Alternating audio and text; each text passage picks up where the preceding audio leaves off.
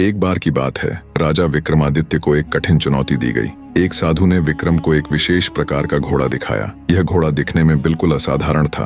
दिखने में तो सामान्य घोड़ों जैसा था, परंतु यह न खाता था और न ही पीता था। साधु ने कहा, महाराज, यह घोड़ा खास है क्योंकि यह सिर्फ उन लोगों के लिए चलता है जो सत्य बोलते हैं और न्यायप्रिय होते हैं। अगर आपने जीवन में कोई गलत कार्य किया है तो यह घोड़ा आपकी बात नहीं मानेगा। राजा विक्रम, जो अपनी बुद्धिमत्ता और साहस के लिए प्रसिद्ध थे, ने तुरंत उस घोड़े पर सवार होने का निश्चय किया। साधु ने आगे कहा, ध्यान रहे, अगर आपके विचार में कोई भी छल कपट होगा तो यह घोड़ा आपकी सवारी नहीं करेगा। विक्रम ने अपनी तलवार कमर में डाली और घोड़े की लगाम थामी। जैसे ही वह घोड़े पर चढ़े, घोड़ा खड़ा रहा, न आगे बढ़ा न पीछे। विक्रम को थोड़ा अजीब लगा क्योंकि वे हमेशा सत्य का पालन करते थे और न्याय के पक्षधर थे। विक्रम ने साधु से पूछा, यह घोड़ा क्यों नहीं चल रहा? क्या मैंने कुछ गलत किया है? साधु ने मुस्कुराते हुए कहा, महाराज, आप अपने कार्यों से सत्यवादी हैं, परंतु इस समय आपके मन में बेताल की चुनौती और उसे पकड़ने की जल्दबाजी है। इस घोड़े को सिर्फ शांत मन और सही नियत से चलाया जा सकता है।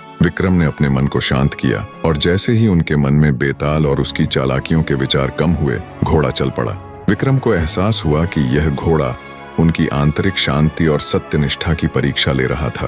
राजा विक्रमादित्य अब उस अद्भुत घोड़े पर सवार होकर आगे बढ़ रहे थे। घोड़ा अपनी गति से एक अद्भुत यात्रा पर निकला और विक्रम को यह समझ आ गया था कि इस यात्रा का हर कदम उसकी आंतरिक शांति और संयम पर निर्भर है। मार्ग में दूर दूर तक कोई मनुष्य नहीं था, केवल विशाल जंगल, ऊंचे पहाड़ और अनजान रास्ते दिखाई दे रहे थे। अचानक घोड़ा एक घने जंगल के किनारे रुक गया। विक्रम ने इधर उधर देखा पर कुछ दिखाई नहीं दिया। उसी समय एक बूढ़े व्यक्ति ने प्रकट होकर विक्रम से कहा, महाराज, आपको यहाँ तक आने के लिए साधुवाद, परंतु आपकी यात्रा यहीं समाप्त नहीं होती। इस जंगल के अंदर एक गुफा है और उस गुफा में एक ऐसा रहस्य छिपा है जिसे समझना सरल नहीं होगा। विक्रम ने बूढ़े व्यक्ति से पूछा, यह गुफा कहाँ है और उस रहस्य का क्या अर्थ है? बूढ़े व्यक्ति ने इशारा किया और कहा, वह गुफा इस जंगल के ठीक बीच में है, परंतु आपको यह याद रखना होगा कि इस गुफा में प्रवेश करने के लिए आपको अपनी सभी इच्छाओं और सांसारिक मोह को त्यागना होगा। गुफा के अंदर आपको बेताल की कहानी से जुड़े कई प्रश्न मिलेंगे,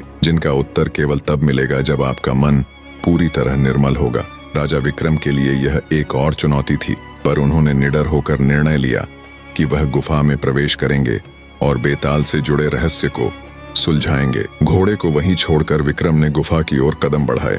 जैसे ही वे गुफा के द्वार पर पहुंचे, उन्हें एक अजीब सी आवाज सुनाई दी। यह आवाज मानो उन्हें चुनौती दे रही हो। जो सत्य की राह पर नहीं चलेगा, वह इस गुफा से कभी बाहर नहीं आ सकेगा। विक्रम ने यह आवाज अनसुनी करते हुए गुफा में प्रवेश किया। अंदर का वातावरण ठंडा और रहस्यमय था। गुफा के अंदर विक्रम को एक पत्थर पर बेताल की मूर्ति दिखाई दी, जिसके सामने एक जलता हुआ दीपक रखा था। वह मूर्ति बहुत ही जीवंत प्रतीत हो रही थी, मानो कभी भी बोल उठेगी। तभी गुफा के अंदर से एक गंभीर आवाज आई, विक्रम, तुम सत्य की खोज में आए हो, लेकिन यह जान लो कि सत्य को जानने के लिए अपने भीतर के अंधकार को दूर करना पड़ता है। विक्रम चौंक गए, लेकिन वह डरने वाले नहीं थे। उन्होंने साहस से कहा, मैं यहाँ सत्य की खोज में हूँ और बेताल से जुड़े रहस्य को जानना चाहता हूँ। आवाज ने उत्तर दिया, तो सुनो, तुम जो देख रहे हो वह केवल एक प्रतीक है। बेताल का असली रहस्य तुम्हारे भीतर छिपा है। जब तुम अपने भीतर के सभी संदेहों और असुरक्षाओं को त्याग दोगे, तभी तुम बेताल की कहानी के असली अर्थ को समझ पाओगे। विक्रम ने गहरी सांस ली और अपने मन में उठ रहे सभी विचारों को शांत किया। जब उनका मन पूरी तरह से स्थिर हो गया, तो गुफा की दीवारों पर खुद ब खुद चित्र बनने लगे। हर चित्र एक नई कहानी कह रहा था। हर कथा जीवन के किसी सत्य को दर्शा रही थी। विक्रम को समझ में आ गया कि बेताल की कहानियों का असली उद्देश्य केवल रहस्य नहीं, बल्कि जीवन के गहरे सिद्धांतों को समझना था।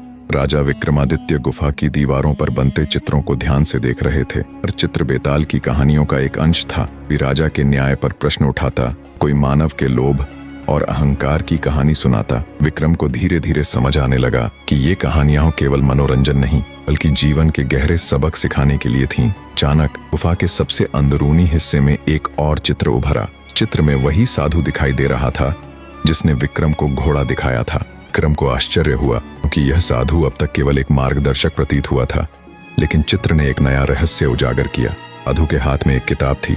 वह विक्रम की ओर इशारा कर रहा था, मानो उसे कुछ बताना चाहता हो। भी गुफा की वही गंभीर आवाज फिर गूंजी, विक्रम, साधु कोई साधारण व्यक्ति नहीं है। उसने तुम्हें इस यात्रा पर इसलिए भेजा है ताकि तुम जीवन के सबसे गहरे रहस्यों को समझ सको। वह घोड़ा न कुछ खाता था न पीता था, वास्तव में तुम्हारे मन की स्थिरता और सच्चाई का प्रतीक था। समय आ गया है कि तुम इस यात्रा का अंत करो और उस अंतिम सत्य को जानो। विक्रम ने दृढ़ संकल्प के साथ पूछा, अंतिम सत्य क्या है और वह साधु कौन है? आवाज ने धीरे से कहा, विक्रम, वह साधु स्वयं बेताल है। उसने तुम्हारी परीक्षा ली है, यह जानने के लिए कि तुम अपने कर्तव्यों में कितने निष्ठावान और सत्यनिष्ठ हो। बेताल की कहानियां तुम्हें जीवन के विभिन्न पहलुओं से परिचित कराने के लिए थीं। तुमने हर चुनौती को साहस और बुद्धिमानी से पार किया और अब समय आ गया है कि तुम्हें वास्तविकता का ज्ञान हो। विक्रम को यह सुनकर गहरा धक्का लगा। वह साधु, जिसे वह एक मार्गदर्शक मानते थे, वास्तव में बेताल था। परंतु उन्होंने अपने मन को शांत किया और आगे की ओर बढ़े।